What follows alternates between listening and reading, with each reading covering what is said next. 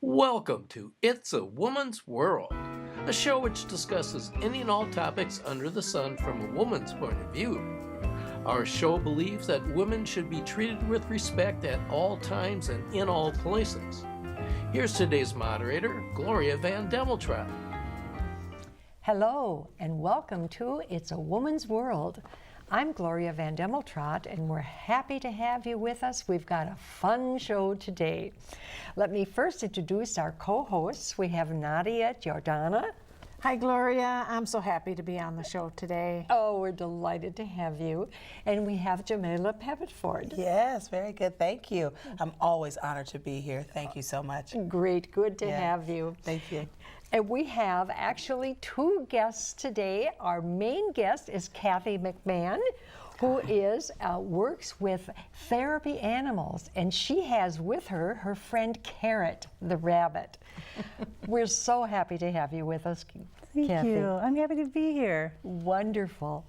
Kathy, tell us how it is working with therapy animals, and now you're going to talk about horses. You have miniature horses that you work with. Yes. I never knew anything about, we call it nature-based therapy, and that's what we do with the horses and the rabbits. And on Christmas Eve 2012, my dad died, and I never knew how distraught. I mean, you're going to be sad when your parent dies, but I was so lost, but my dad and I shared this love of animals, and he had said to me that, I will always be in your heart.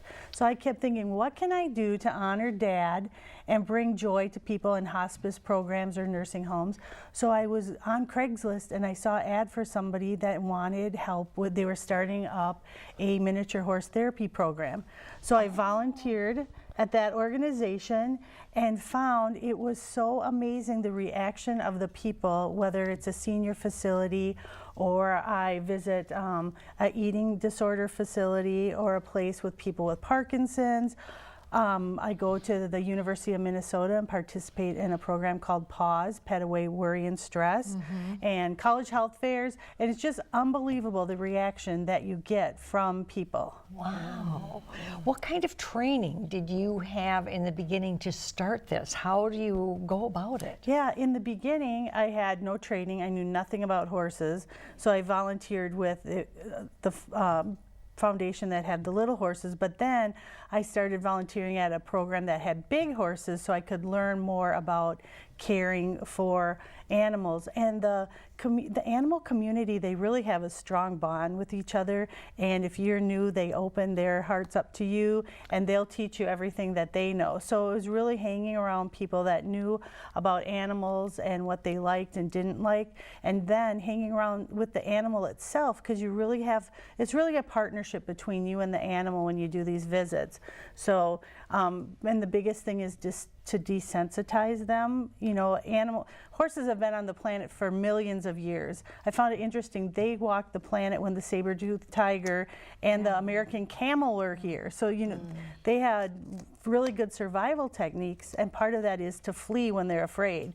So we need to teach them not to be afraid, that it's okay to step in an elevator or walk on a slippery floor or hop in a minivan, because that's how they travel around with me. They ride in a minivan. And that might be harder for some of them than others because they have unique personalities, just like people. Each animal is unique. Exactly. So not every miniature horse can be a therapy animal. You have to work with them a lot, get to know their personalities, understand. We have to be the advocate for the animal. That's the most important thing when you're doing animal therapy, is you have to advocate for the animal. And if you notice they're distressed or they don't like it, then sometimes you have to cut a therapy visit short. But a lot of times they just eat it up and love to be with the people, or most of the time. Tell us about the miniature horses. I know we'll be showing some photographs, but tell us about miniature horses. Yes. Lots of people don't know much about them. Right. So it's kind of funny because I've done a lot of research on the history of horses, and the very first horse was a little teeny tiny little horse. Then they grew over time. So But the miniature horses that we use now were actually descendants of horses, you know, in Europe. they were used in the mines. That's how they got the coal and different products out of the mines. And in the mid-1700s, they started using them because they made it illegal for women and children to work in the mines. So then they started using the horses. And you might have heard of horses called pit ponies. Their whole life was in the mine. And then in the 1800s, they were brought to the United States and used in the coal mines. And they were used until the 1950s in the coal mines. And were they small horses? Yep, they were little. Some of them were bred with Shetland ponies and big horses over time to breed them down. But now they're a breed all of their own, miniature horses. And how big are they? they're different sizes. There's A and B miniature horses, and the A horses are under 32 inches tall. So that would be at their shoulder. And then they can go up all the way to 38 inches. But that's 3 feet. That's really small. yeah, that's why they fit so nice in a minivan. They're just little. Exactly. Yeah. Nice. Very nice. Wow. How many animals do you have? And is it the horses and rabbits, or which other ones do you use? Yeah, I use the horses. From March to middle of December, we'll use the horses. But they live mostly outside, so they develop a really thick coat.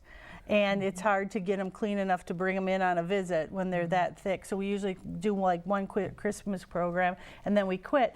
And then I discovered that my rabbits like to sit in baskets and be pet and brushed as well. So in those off months for the horses, I'll bring the rabbits instead.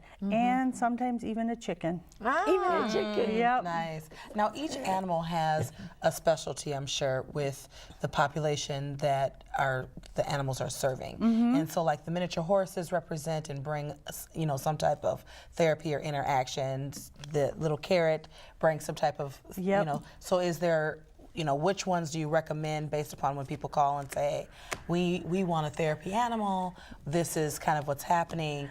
Yeah, how do you make your recommendations? It depends, because some people in like a senior facility, they are so overjoyed to have a horse because there's still people that rode horses to school. Okay. So when we walk in the facility and have a horse, they tell us stories about riding their horses to school, and they just go off into memories that they have about being on their farm and thinking they'd never be with a horse again. Some people are, even a miniature horse, they're too afraid of, so that's where you would use a rabbit instead.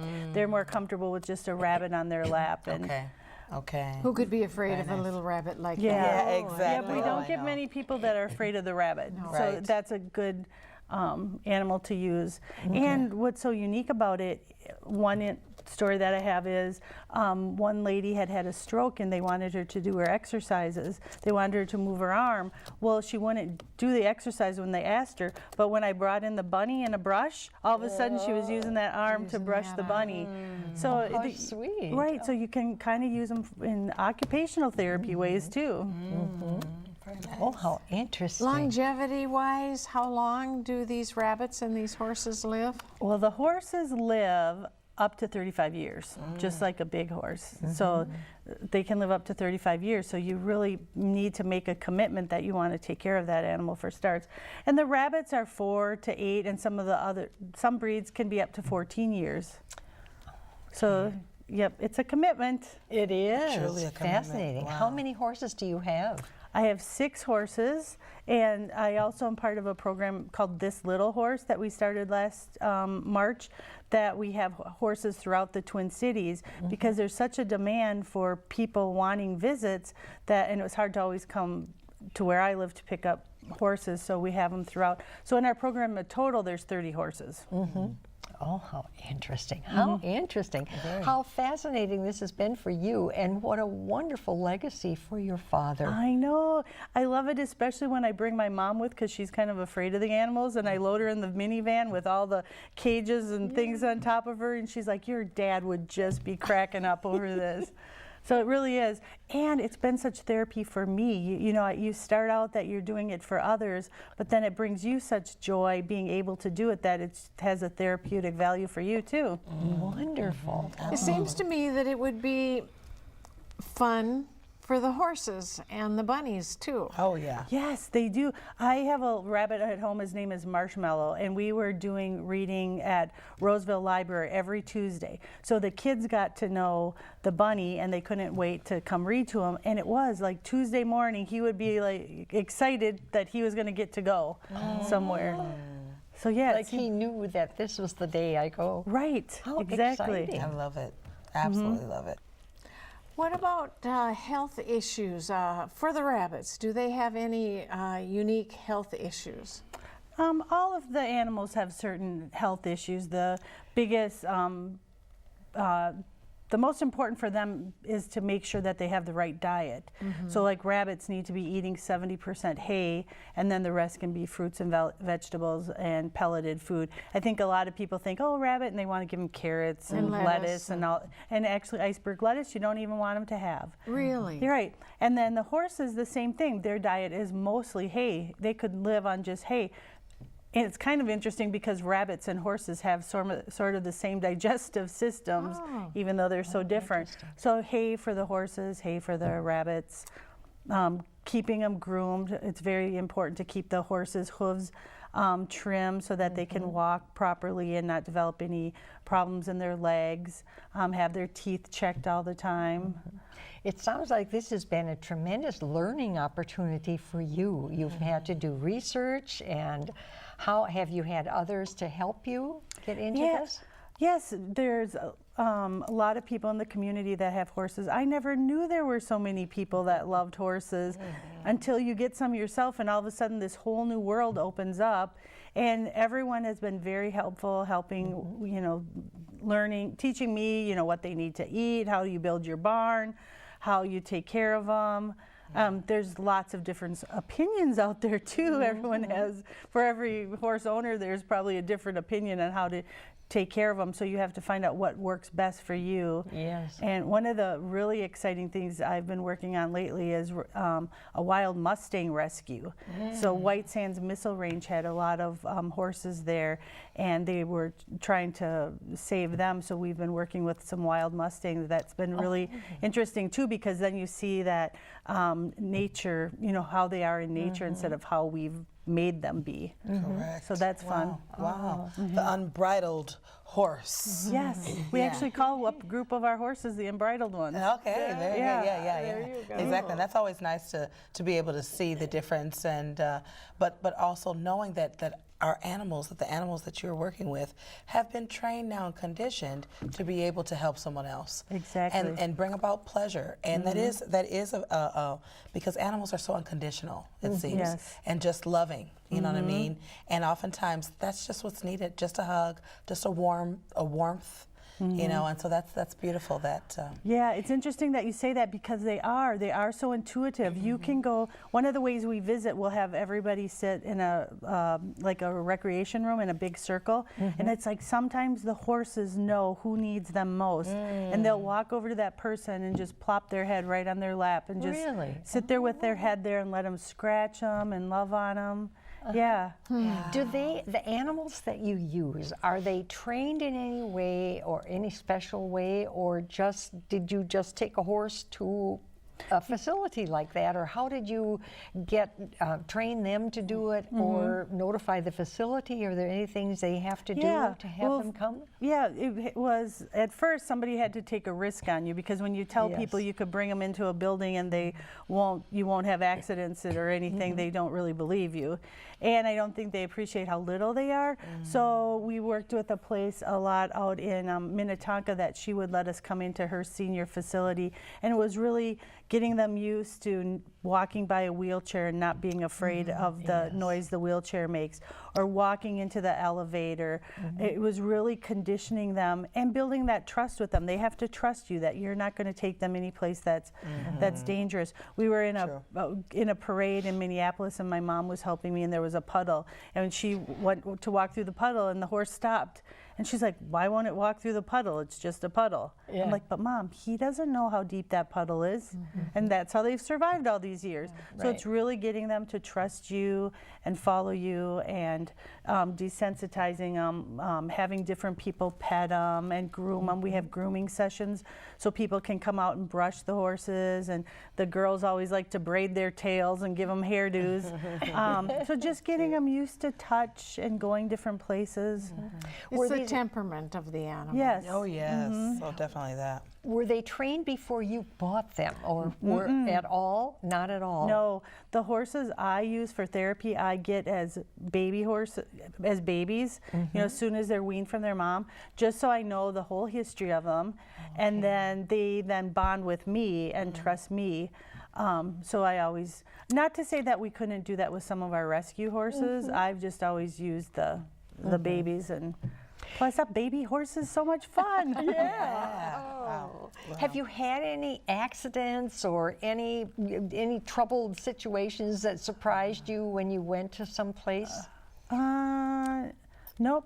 No. We haven't had. Oh, I shouldn't say that.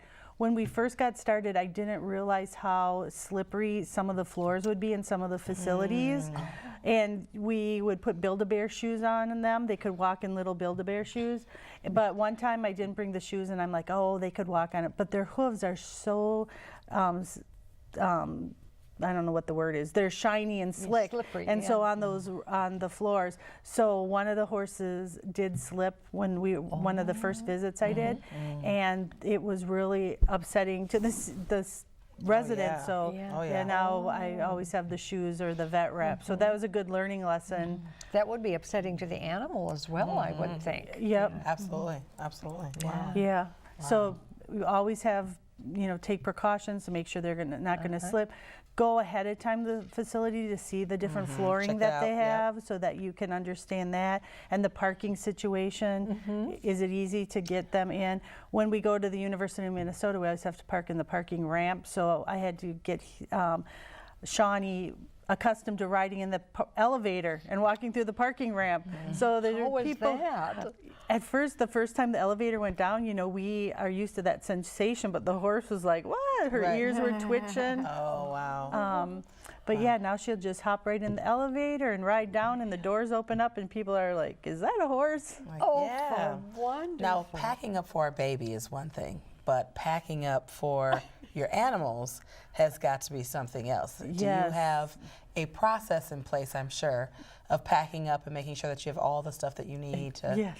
It's funny that you compare it to a baby, because that's what that's what we have, like a diaper bag. Yeah, like a diaper it's bag, yeah. filled with a little dustpan and a little brush in case there is an accident, and baggies to dispose of things. And then a lot of times we'll bring brushes, because that's therapeutic for people to be able to brush them. So we have the brushes and then the vet wrap. So it's like a little diaper bag for the miniature horse. Oh, for So goodness cute. sake. Wow, wow.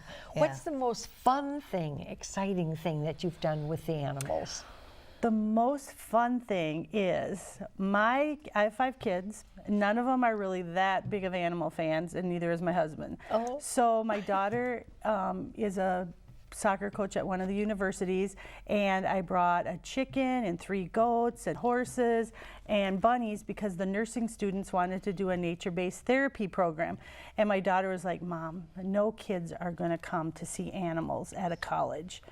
Well, so she was there the whole day. I had all the animals. I had students there nonstop. And I was hearing things like, oh my gosh, my heart is singing now. I'm so happy. You have made my day. We're talking about college boys even. We're taking their pictures with the chickens and the goats. And that night, my daughter sent me this note. She goes, Mom, I am so amazed by what you do. I would have never believed it had I not seen it. She goes, I guess there is a place for animals in the world. It was so rewarding and so touching, not only because of all the students, but that my daughter got what I did. And so that was rewarding. I know, it was really... And you claimed your own cool. Yeah. Even without her advice. Right. And so that's good, yeah, because, I mean, we're so detached from, you know, the animal world In a lot of ways, in yeah. our city life. Yeah. And for many, that is a part of their family line, you know, and that's a part of their grandparents, and not even knowing it, because they are city folk, and now they are in college, and they are living their lives, and so they're detached from the animals. And so when you bring the animals around, it does bring back a portion of your humanity. It brings you back, you know, to the world. It helps you to connect. There's something greater than myself that is in this world that I can be kind to, and it helps to bring my humanity. You know? Exactly. Great point. Great point, Jamila. Yeah. Wonderful.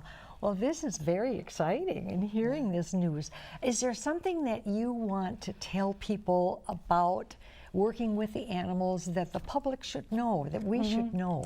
Yeah, I think that in like states like Florida, they're able to bring the miniature horses into all the hospitals, and there's a program called Gentle Carousel, and they brought horses to trauma victims in the Sandy Hill shooting. They brought horses there. I would like to see people be more accepting of animal therapy and all the good that it can bring, and it can make such a big difference.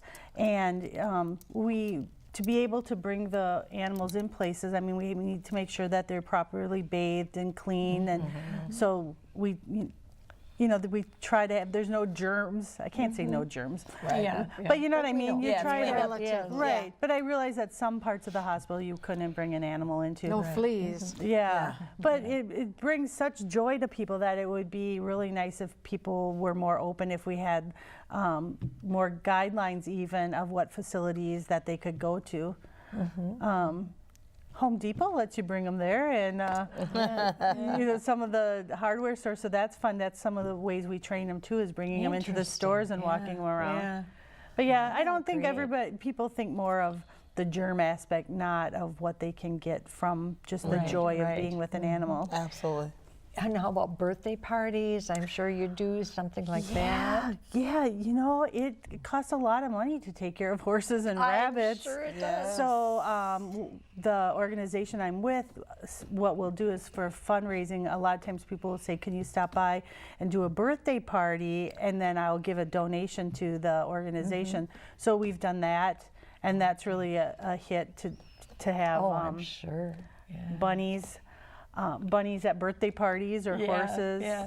Who appreciates and enjoys the animals more, the young people or the older people? I never even thought about that till just now. Yeah, it's really surprising how the older people really enjoy it because it brings them back to their youth. It brings them back to memories that they shared with parents that are gone or their own kids. So I really see the twinkle in their eyes when they talk about their youth. But it's amazing the college students too, because a lot of times they're stressed out of just being away from home, of having to do their schoolwork, and leaving animals at home that they're not able to see. And so they'll come and pet and say, I have a dog at home or a rabbit at home, and I really miss them a lot. So it's a toss-up. Little kids are infatuated with them, but it's not that same sort of it sounds like it's more memories. comforting for older people. Is that the yes, term, maybe? That's It is more perfect. comfortable. I heard you mention goats. Goats. there is nothing cuter in this world than goats a are baby funny. goat. Yeah. We used to Yeah, have them little on kids. our hobby farm, and they are adorable. They are. Yes, they're fun. Mostly I bring the goats when they are babies in the spring. We'll do like a farm. We'll do like a baby farm visit to to facilities, and we'll bring some little chickens and the baby goats. And you're right, there's nothing cuter than the baby goats. And the noises they make and how they run, and they just they like jump on everything. Oh my God. Yeah, people keep asking me if I'm going to do goat yoga sessions. I'm like, I'm not going to do that. It's but the thing right now. yeah, it is. Yeah, But very nice. yeah, the goats are adorable. But those you don't, you can't really potty train a goat. No. You can potty train a horse, but you can't potty train a with goat. You can Yeah, potty you train can a potty. horse. Yep. You can. Wow. Yes, there is. The horses can be service animals too, miniature horses, so they can fly on planes now. Oh, wow. And obviously, someone thought you fit them under the seat. That's not what you do. They No. stand in the bulkhead, but they're potty trained. And if the airlines is nervous. There are potty bags that you can put on the horse too, but there's one little girl in particular that flies all over the country with her service horse, and the horse wears all pink and pink bows and pink shoes. What does a service horse do? Similar to things that like a seeing eye dog or a service dog would do. It can guide you and help you around. And in some cultures, dogs aren't acceptable, so a lot of people will turn to horses as a service animal instead. And horses live so long. You'd have to go through 3 dogs for what you could with one horse. For goodness sake. Yeah. And the small horses live just as long as a regular horse. Yep. Up to 35 years they can live. Yeah. Wow. Now, with all of the animals, where do you have them? Where do you store them? Where do they live? I have a mini barn Okay. on a mini farm, and that's where they live. Okay, okay, Yep. okay. Very And nice. the thing about miniature horses, you don't need a lot of pasture for them because they eat so much that it's actually can be unhealthy. They'll just keep eating. So keep them on a dry lot with hay. So enough room to run around, and you need to exercise them because they're very, they get fat easy. Yeah, yeah, In fact, you could give them on a minivan ride, eating all the hay. By the time you get there, they're fat from eating all the hay you put in the minivan. They just like puff up. Yeah. So. Wow. Yeah, so they don't need a lot of room, but it is a lot of care. It's you can't get a miniature horse and think, oh, it's just like a dog, because right. it's not. There's a It's lot not. of care Yeah. and a lot of things to learn about them. Yeah. Did you have to move to a different place then when you decided to get into the animals, or did you live in the country? I lived in the country already. Oh. We never had animals there, but Okay. so yep, same place. Oh, Nice. interesting. And all the neighbor kids want to come over and pet them and brush them, so that helps. I'm itching. I want to pet that bunny. He's so sweet.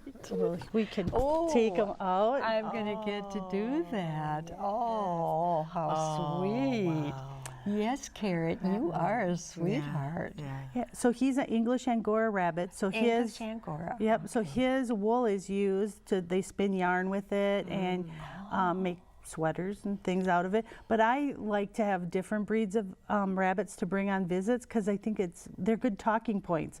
Like him with his funny ears and his funny color. Maybe Do you another have one other with different- floppy ears. Yeah. You have other rabbits of different kinds then? Yep. Oh, Netherland dwarf rabbits, lop-eared rabbits. Oh, okay. Oh, how fascinating. Do you save their hair at all to be used for Yes. spinning? Yes, I send it to somebody that uses it for spinning. I don't do the spinning, but because you don't want, I mean, he would keep growing and be out to here, so we keep it trimmed. This is as long as we let him get. Kathy McMahon, thank you so much for being with us today. It's been a delightful program. Oh, thank you for letting me share the animal therapy that I do. Absolutely, we've loved it. Nadia, thank you so much.